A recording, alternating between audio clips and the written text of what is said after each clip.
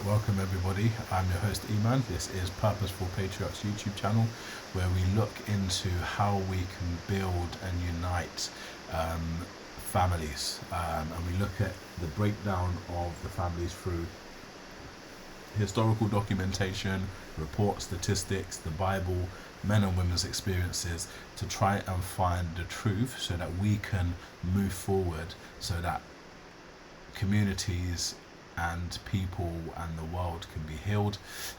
So I'm going to continue with this conversation about whether UK black men hate black women, and the understanding of where all of these topics and conversations come from. And in the previous part one that I did to this, I was discussing things like the Moynihan Report, and where this strong matriarchal culture where black women are not submissive to black male authority figures, but they are submissive to authority figures in the rest of society. So let's continue with this conversation. This is with Sarah Garvey and Melanated Minds.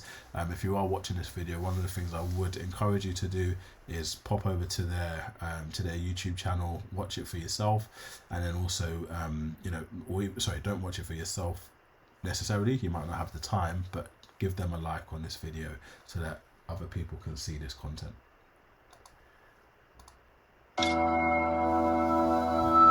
But I think like when I look at it from like outside, I do feel a little bit like at the end of the day in a relationship. You keep saying you feel something. That's what I'm trying to say. This isn't about feelings. It's about what? Thinking. No, this is about what needs to happen. I don't think what needs to happen is not going to happen, and you're going to just sit there and get so angry about that women So people don't need to lead. That doesn't need to happen. No, but it's not going to happen. The way society is going... Someone's got to lead. I get that. Okay, so we just all run around in chaos then? No, I get that, but I'm saying in a relationship... Yeah, Sarah, they're both right, actually. So Sarah Garvey is right in terms of the fact that somebody does need to lead. But what she's talking about is the wider society, and this is what I call the feminization of society, where the laws, the policy, the media have all changed and empowered women through things like feminism. Because she's a black woman, she's under what I would call she's got influences from the black matriarchal culture in America, and she's also got influences, probably a lot more influences of feminism, okay, where feminism is fighting not just for women to have equality, then move on to equity, but now they want control over men. And this is why I talk about the gynocracy, and that's what it's like in the black community. So it's kind of a bit convoluted, because obviously it is steeped in history, it's steeped in different influences and different backgrounds and cultures, but again, what she's saying is the fact that it's where this culture, what black men want, where they can become the patriarchs of the black community and lead the community, isn't going to happen, because she doesn't want to change that. Similar to what Sarah Garvey was saying on the previous episode, black women don't want to give up the power and control that they have over the community, even though we know that it does not work. Okay, and this is where you see a lot of crime within those communities. You see a lot of poverty, you see a lot of single motherhood, you see a lot of ratchetness, gang violence, drug abuse, all that sort of stuff. But black women do not want to give up that power, and the white dominant society is actually funding this through things like welfare, child support, education for black women and jobs for black women, but not jobs for black men and not education for black men. The way society is going, this whole thing of the man being the ultimate authority of the household, that's not going to happen in the future. It's just not. And I know that these men holding on for dear life to that last bit of like, I'm the man in the house, but it's just not happening. So then how do you see men then? And this is where we need to have conversations with women to kind of say, like, because no black man will get married to a black woman if he doesn't have full control over leading his family. It's the same thing for white men. They will not they will not get married if they don't have the final say so. And this is not something new that's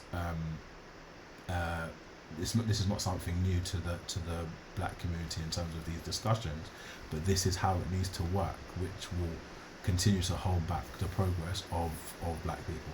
And this is what was stated in the Moynihan report. How I see man. Yeah, how do you see a man? Like, what when you used to say like you don't? It's not about authority. It's not about taking charge.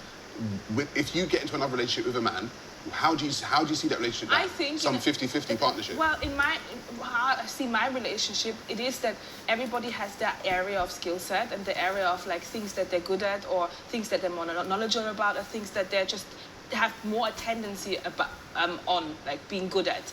And I think everybody has their own areas where they will lead. So, you know? I always have this example. I always find, like, for example, if I have a child with my partner and we're deciding on which school the child is going to go to, yeah? Yeah, when they talk about this whole partner stuff, red flag, your spouse, your husband, your wife, your counterpart, those are the phrases that I look for to kind of understand where black women are in terms of our ideology. And it's a high probability that they're steeped in liberal ideology or feminist ideology, because they're not really looking for a husband. They're looking for somebody that they can have a baby with. They're looking for somebody that they can have a partnership with. And that's, if you go into that whole alphabet gang, they're the ones who typically talk about partners and all that sort of stuff. But I like to talk about, husband, wife, because it's a defined role. And this is why a lot of women, in particular black women, don't like to be held to a particular role. And this is why it's all airy-fairy, nuancy and all that sort of stuff. But once you hold them down to a particular role, black women don't like that. And this is why they would rather have a partner, have a kid with them, instead of actually pursuing marriage and then having children. Then I for example, see with like, I can have a conversation. I might like this school and my partner likes this school. And then we have like a conversation about... That's fair. About which school is better. But what I don't like is just the idea, just because I have a penis and I'm the man, I'm going to make the decision. We're not even going to speak about, because that's also what authority is about. Authority is not to be questioned. That's why I don't like that word authority. If I'm with my partner and we're deciding on something that concerns the whole family, it's not going to be like, you say, I jump. We're going to have a conversation about it. And that's what I don't like about the whole authority thing. If it's your just man... like, and I even work with kids, yeah? I work with schools. I probably have a better expertise in what school might be best for our child. I spend more time with our child. So you don't trust your man to steer... You don't trust your man to steer you in the right direction? Yeah, so that all of that, I wouldn't say bickering, but that spiel that she just came out with. And this is the problem when you're having these conversations. It's okay for a husband and wife to sit down and discuss what's best for the children, and for that man to go with what his wife has suggested. But if, for example, there is something that, if you don't agree, whose decision do you go with? And this is where I think the logic falls down with black women, and this is why they say a lot of the time they don't feel that they're heard. They feel like their suggestions have been dismissed. And again, this is why this conversation is very emotive, and it can cause sometimes a bit of an issue. But it shouldn't be. And most of the time, some of these decisions are reversible decisions. They're decisions that can be changed. So I think we have to be very careful, because you don't want to be talking to your man like that, because he will shut off, he will shut down. And you should, again, part of a marriage is part of healthy family building is that your husband will also trust your judgment on particular issues, and he's not going to come back and say, "Oh, you don't know what you're talking about." He's not going to do all of that. Okay, he's gonna, because men are a bit more logical and a bit more reasoned. They will go with what she's suggesting. But all of this attitude and stuff like that, black men don't want to see this, don't want to deal with all of that stuff, and this is where black women have to be submissive, because when black men see that, they're not going to wife that. Because when you look at other groups of women, so like Chinese women, Russian women, Iranian women, Mexican, whatever country they're from, those women have a different type of femininity. But then what's happening now, because of the different cultures that are in the West now, a lot of the generations of women coming now are very much having a more feminist attitude, and those women are now also changing. So the femininity that those women relied upon before, there's more of them now that are coming more steeped into a gynocratic / feminist mindset, and they're also behaving in this way as well. Again, this is all mixing up and muddying of the water, hence why I tried to make definitions and distinctions in terms of this behavior that we're seeing. You don't trust him to do that? But in this example, I will probably know better which school my child is going. I spend more time with the child. No, but I'm talking about generally. You're talking about specific incidents. I'm saying. But that's what you're saying. Yeah, black women are trained to think that they are better than their men, and that's one of the saddest aspects of some of this stuff. The reason why you said that black women think I don't like black women, right? Yeah. And I said the reason why they think I don't like black women is because they're not used to relinquishing power to black men. They don't trust black men. They've seen black men in childlike positions for a very, very long time. And the thing is, like I said, I understand it, right?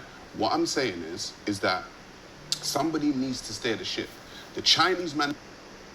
Yeah, and black men are asserting themselves, as I showed in the clip on the previous episode of the conversation that was happening in 1968. Black men were asserting themselves, and black women were still saying, no, we don't want you to lead.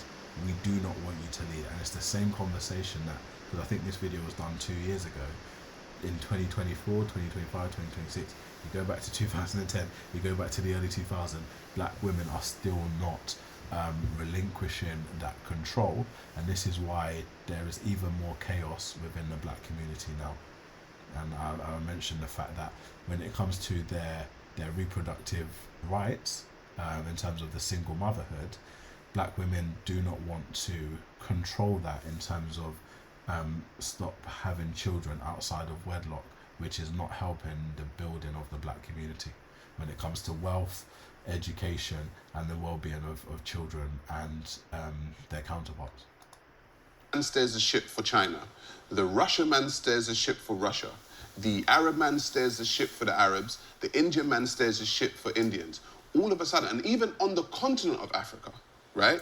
The African man in the African Union in position, yes, there are women in position of power, but generally it falls on the men. For some reason, black people of the West are going through this, oh, I don't know who should be in power. I'm a strong, independent woman. I should be in power. The men are like children. And what I'm saying is someone needs to take this by the scruff of the neck.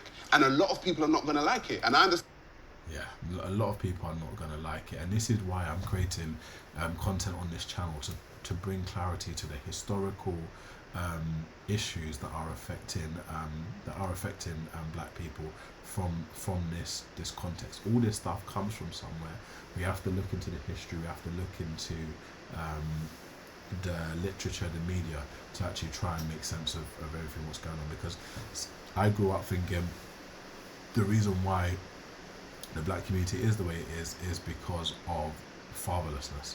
But then I've looked into the history and statistics, and I've seen that it is the black matriarchal culture.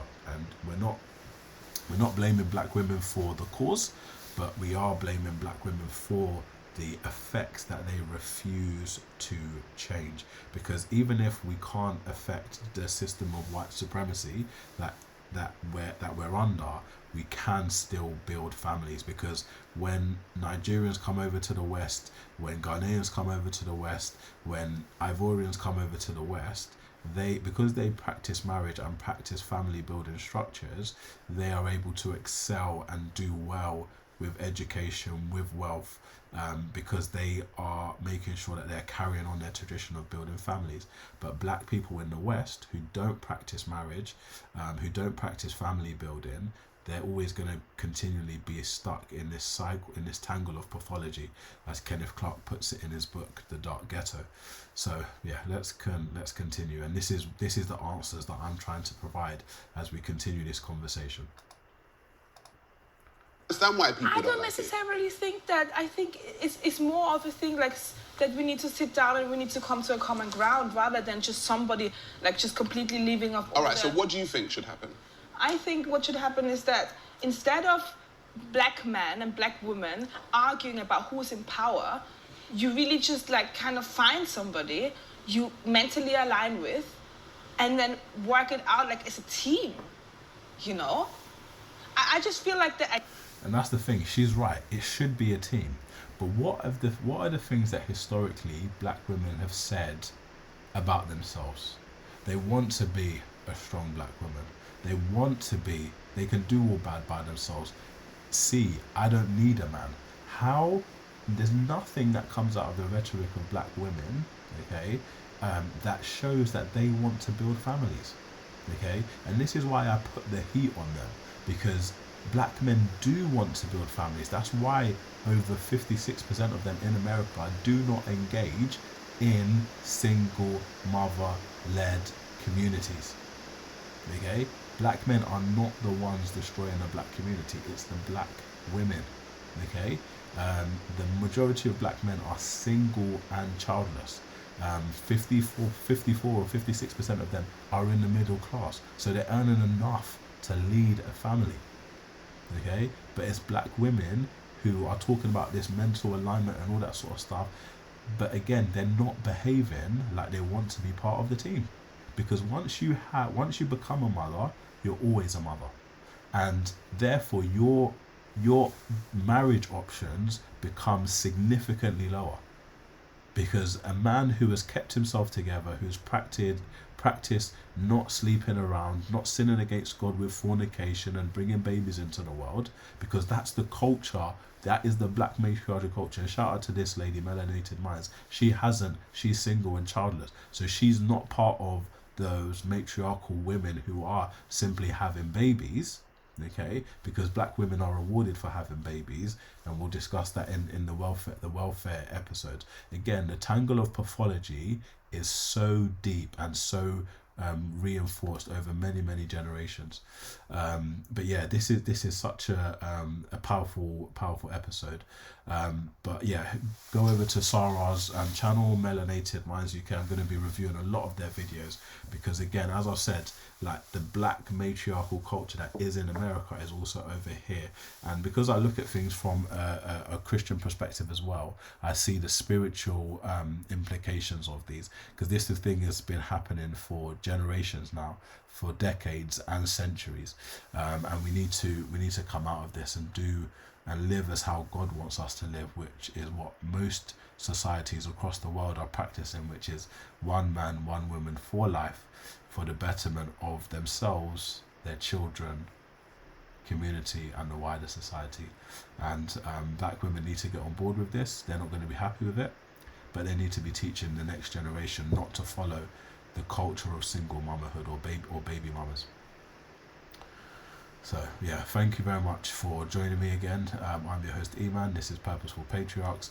Please drop a comment, drop a like, and please share this video so that we can do more work within this space. Grace and peace.